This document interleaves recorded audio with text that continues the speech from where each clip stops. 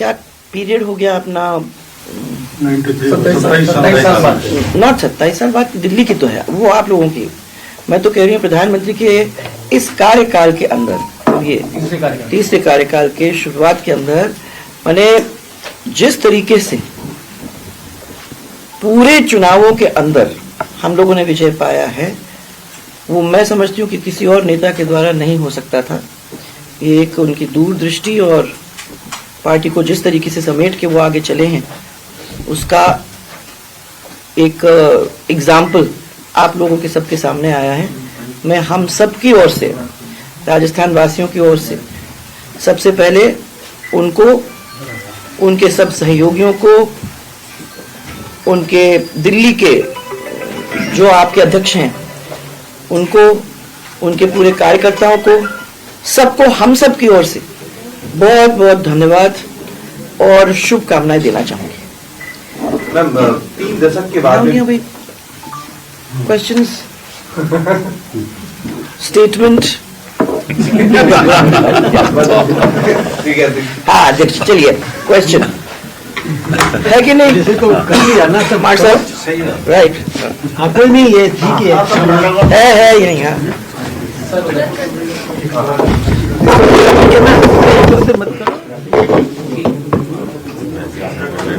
जल्दी में है, उसको करने को तो बात कर।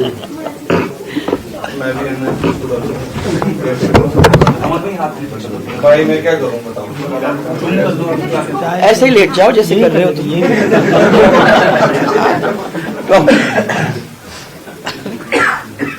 देखिए 3 दशक के बाद में दिल्ली में जीत मिली है, और किस तरीके से देखते हैं इस चीज को? देखिए, भारतीय जनता पार्टी जीत के लिए तो वास्तव में नरेंद्र भाई मोदी जी की गारंटी पर जनता ने विश्वास व्यक्त किया। और जहां तक केजरीवाल जी की बात है, तो केजरीवाल जी ने अन्ना हजारे के मंसूबों पर पूरा पानी फेर दिया था।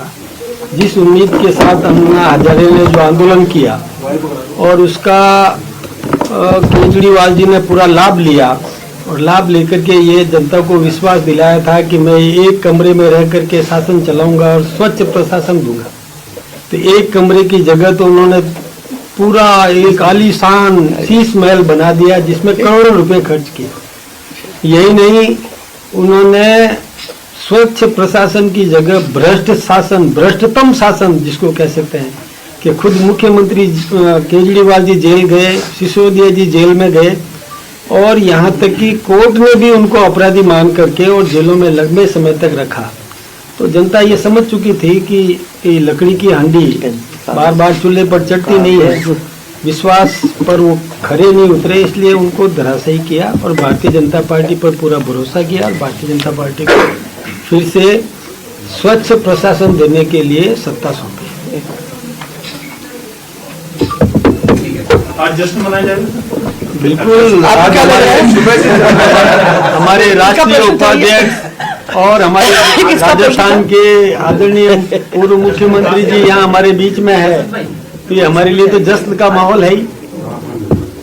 अभी तो आप लोगों की वजह से हम वो शुरू नहीं कर पाए हैं, क्योंकि आ रहा है, मालूम अभी तक आया कि नहीं आया, आ रहा है क्या भाई? तो हम लोग सब तैयारी में बैठे हुए हैं कि भाई वो आए तो फिर हम उसको चलाएं, है ना?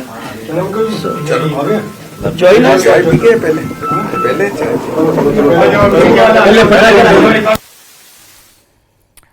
तो ये बीजेपी मुख्यालय आप जयपुर देख रहे हैं, यहाँ पे बीजेपी के प्रदेश अध्यक्ष हैं मदन राठौर।